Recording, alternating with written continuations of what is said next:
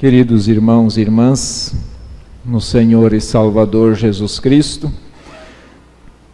nós sempre temos esse momento muito especial, um momento em que nós queremos meditar brevemente em todos os textos ou em um texto específico das leituras do dia.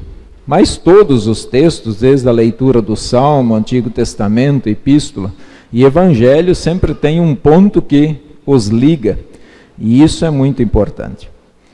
E nesse momento em que nós queremos meditar sobre o texto do Evangelho, nós queremos rogar que o Espírito de Deus esteja abrindo a nossa mente e o nosso coração. Por isso eu vos convido para que inclinemos a nossa cabeça e falemos com Deus. Pai amado, quando nós estamos diante da Tua Palavra, pela nossa própria razão nós não compreenderemos. Nós precisamos que o Teu Espírito esteja abrindo o nosso entendimento, nos fazendo compreender. E acima do compreender está o crer em Tuas palavras. Por isso nós pedimos, Pai, que venha neste momento nos orientar, vem abrir a nossa mente e o nosso coração, e que nós possamos assim estar prontos para Te ouvir, hoje e sempre, em nome de Cristo. Amém. Nós temos diante de nós o texto do Evangelho, e alguns até dizem que esse texto do Evangelho é apenas uma alegoria, ou talvez uma história que foi inventada para ensinar uma verdade eterna, tipo uma parábola. Mas eu creio que não, que isso de fato aconteceu até pelo contexto que nós vamos ver depois, podemos ler, onde o homem que foi curado, ele não conhecia Cristo.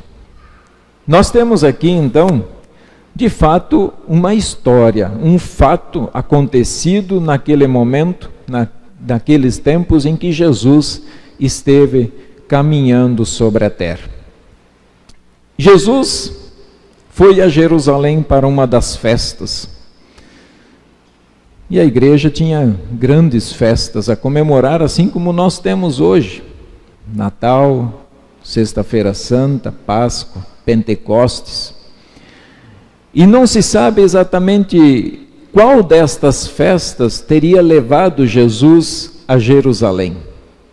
Alguns supõem que tenha sido o Pentecostes, outro, talvez, a própria Páscoa. Mas, enfim, a compreensão do que Jesus foi lá fazer ou de que festa comemorar, não vai mudar em nada o nosso entendimento do texto. Não altera em saber qual das festas Jesus foi naquele momento. Quero que vocês reparem nessa foto do slide. Passa aqui para mim um pouquinho, faz favor. Vocês conseguem enxergar? Quem esteve aqui ano passado conosco foi o pastor e professor Wilson Scholz, e ele fez uma viagem ao Oriente Médio. E ele mostrou as fotos, eu não me recordo se para vocês todos, algumas fotos, mas ele tinha essa foto aqui, ó. E essa foto, ela é muito parecida com uma que tem na internet. Se vocês procurarem, por exemplo, lá, tanque de Betesda, vai aparecer uma foto muito semelhante a essa. E o professor Wilson tirou essa foto de cima aqui, ó. O tanque que fala o nosso texto, provavelmente é aquele ali embaixo, que vocês estão vendo ali onde é que tem mais um pouco de mato ali, ó. Está verde ali o chão, né? Então ali provavelmente tenha sido o tanque de Betesda naquele momento. Ainda tem água, mas ele não está mais ativado.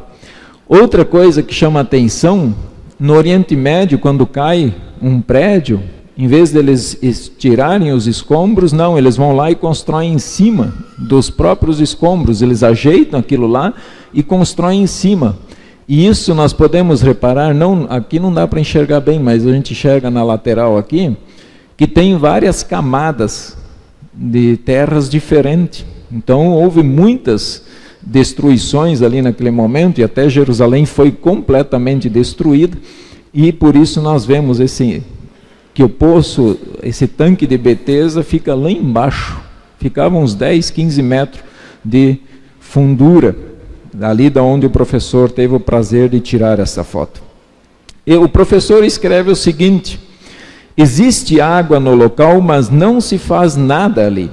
O lugar tem uma longa história, foram construídas igrejas por cima, mas a foto mostra que a fonte fica lá no fundo e que no tempo de Jesus, esse tanque de Betesda ficava uns 10 a 15 metros ou mais abaixo do nível atual da cidade de Jerusalém. As cidades eram reconstruídas sobre o entulho da destruição anterior e assim foi subindo aos poucos as construções. Na beira desse tanque, que agora é o que nos interessa de fato, na beira desse tanque, diz o texto, estava uma multidão de enfermos, cegos, coxos, paralíticos. E o que eles faziam ali? O que aquele povo estava fazendo na beira desse tanque? Acreditava-se que a primeira pessoa que pulasse dentro da água, depois da água ser agitada, essa pessoa ficaria curada de qualquer enfermidade que ela tivesse. Quem agitava a água? Dizia e acreditava-se que era um anjo de Deus. Se era de fato um anjo ou não, nós não sabemos. Ou se era uma coisa natural da própria natureza que de vez em quando chacoalhava ou mexia naquela água. E as pessoas entravam nela. O que isso significa? Vocês vão olhar dentro, se vocês olharem a Bíblia de vocês, o versículo 4 está entre colchetes. E o que isso significa para nós? Esse estar entre colchetes na Escritura Sagrada significa que esse texto não foi encontrado nos escritos mais antigos, que provavelmente esse texto, esse versículo 4, tenha sido acrescentado depois para explicar o que o povo fazia na beira daquele tanque. Então, se nós tirarmos o versículo 4, Neire, passa aí para nós, não sei quem está controlando. Se nós tirarmos o versículo 4 do meio aqui, vai ficar assim, ó. Nestes jazia uma multidão de enfermos, cegos, coxos, paralíticos. Estava ali um homem enfermo havia 38 anos. Então, acredita-se que esse versículo 4 foi acrescentado apenas como uma explicação do que aquele povo estava fazendo na beira daquele tanque. Quem agitava a água? Não existe nada que comprove que tenha sido um anjo. Mas as pessoas estavam ali. E outra coisa, se as pessoas realmente ficavam curadas ao pular no tanque, ou não ficavam, o texto também não fala. Eles acreditavam que ficariam curados, mas não que ao entrar na água a pessoa já saía curada. Tinha a crença de que quem pulasse primeiro poderia ir para casa, porque a cura viria mais cedo ou mais tarde. Então é importante para nós, o importante nesse momento, Jesus olha para o homem e tem compaixão dele. Jesus enxerga os pecadores. Jesus não está alheio a todas as situações dos seres humanos. Esta é uma atitude divina, onde Jesus, ele encara cada um dos pecadores e se importa com eles. E não foi diferente com aquele homem. Talvez a pergunta que Jesus faz àquele homem parece meio estranho, né? Jesus pergunta: queres ser curado? cara diz, mas espera aí, eu estou doente.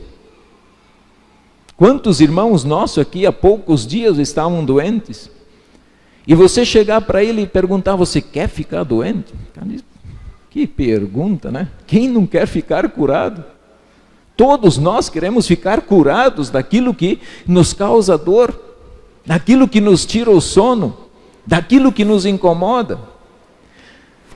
Mas Jesus talvez faz o homem e leva o homem a uma reflexão, porque vocês sabem que pessoas incapazes ao trabalho, elas recebem benefícios, se era naquela época ou não, não sei, mas as pessoas de gorjeta em gorjeta, muitas vezes ganham mais do que qualquer trabalhador aí fora. Então, a pergunta de Jesus é, você quer ficar curado?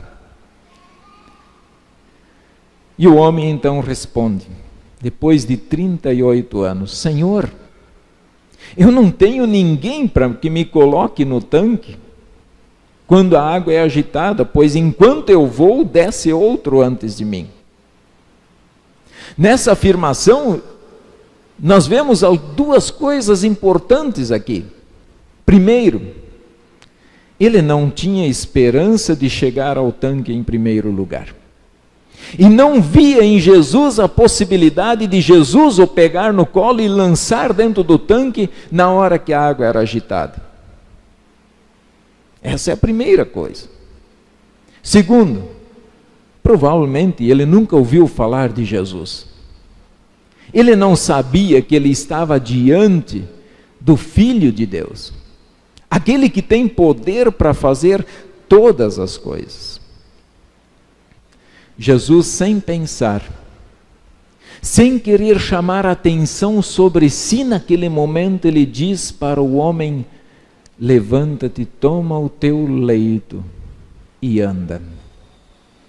Com uma só palavra, levanta-te. Jesus cura aquele homem há 38 anos deitado numa cama.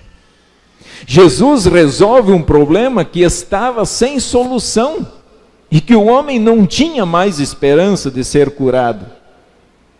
E ao mesmo tempo, além de curar aquele homem, Jesus ainda começa a lhe mostrar o plano da salvação. Jesus passa a lhe mostrar quem ele era, qual a finalidade dele estar no mundo e o que ele era capaz de fazer.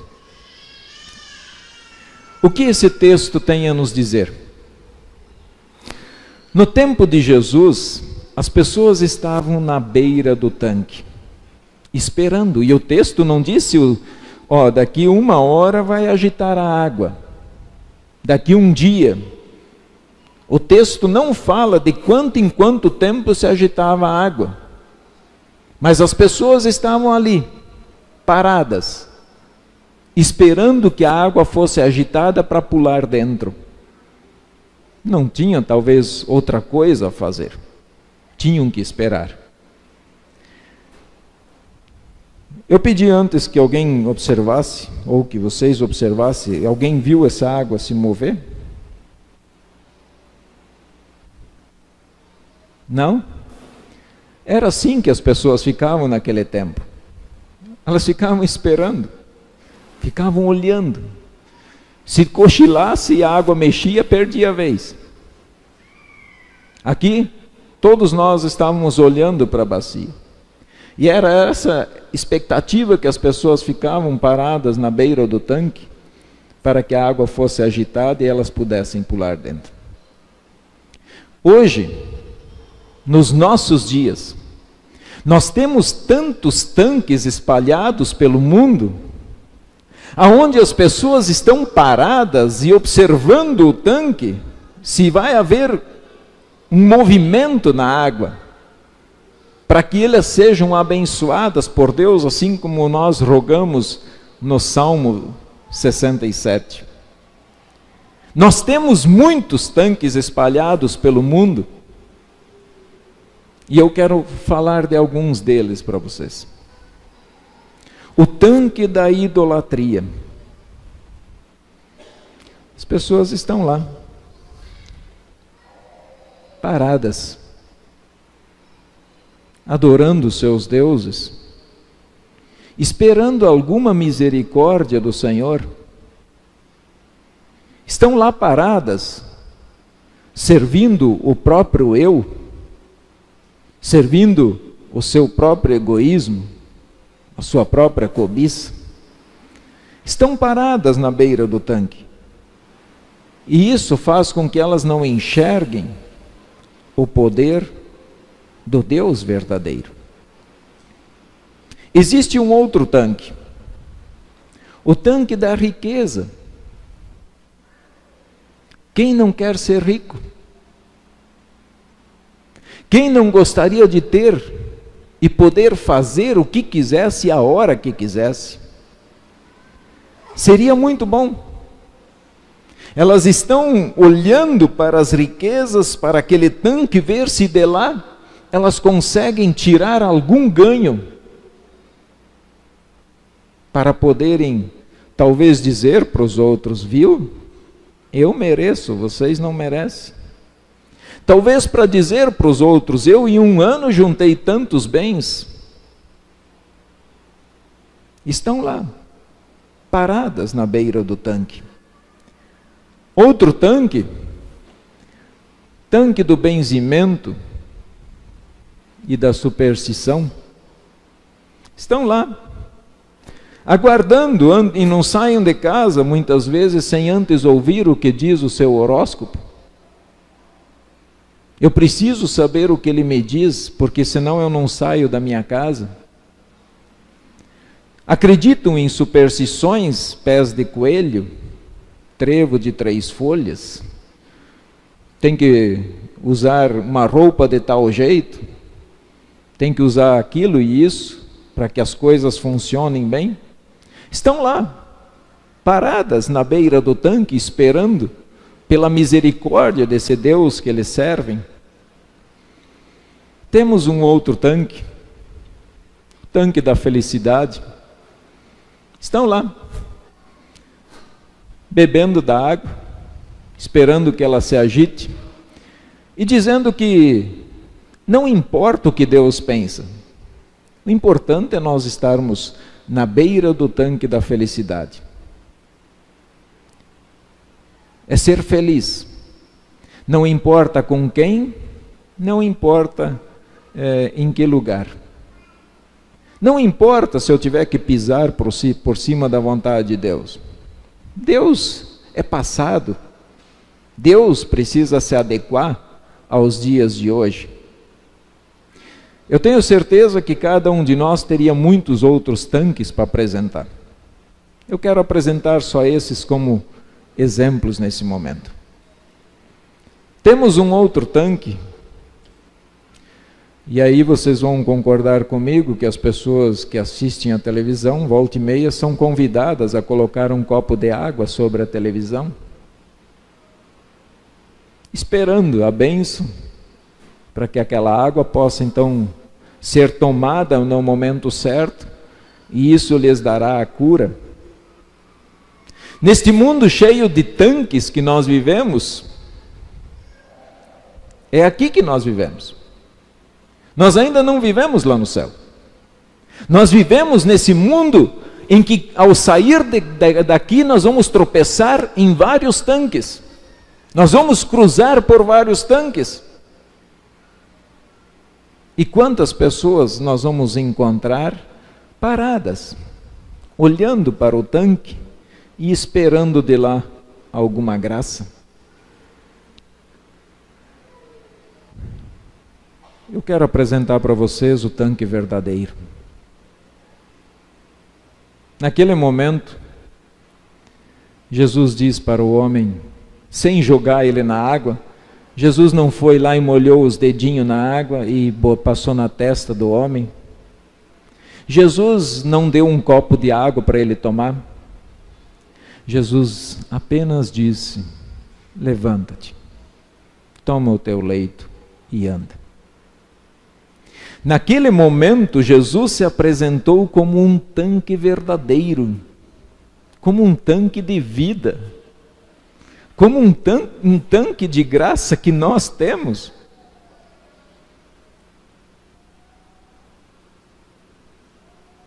Jesus deu razão e deu sentido à vida daquele homem a partir daquele momento. Jesus não estava somente curando o seu corpo físico, mas Jesus estava curando a sua alma. O corpo físico passa, as coisas passam, nós envelhecemos, nós temos é que ter a alma curada. E ter neste coração que bate em nosso peito, a convicção de nós estarmos indo no tanque certo, recebendo as bênçãos corretas de Deus. E nós temos esse privilégio. Fomos levados ao tanque da vida, e no entanto, muitas vezes não damos valor a ele. Muitas vezes o desprezamos e preferimos sair do tanque verdadeiro e ir para o tanque falso, para aquele tanque onde os nossos olhos enxergam e acham que o que nós enxergamos é o que é eterno. Mas Jesus diz àquele homem: toma o teu leito e anda. Aquele homem, sem saber, estava sendo banhado, estava sendo lavado, estava tendo a vida transformada. Não só o seu corpo físico, mas corpo, alma, diante do Senhor. Um detalhe importante: quando aquele homem diz: Senhor, não tenho ninguém, eu quero que essas palavras do homem nos levem à reflexão como igreja que nós somos. Que igreja nós somos e que igreja nós queremos ser? Eu não tenho ninguém, diz o homem. Ninguém que me jogue no tanque verdadeiro. Onde está a igreja? O que nós, como igreja, estamos fazendo nesse mundo com tantos tanques por aí?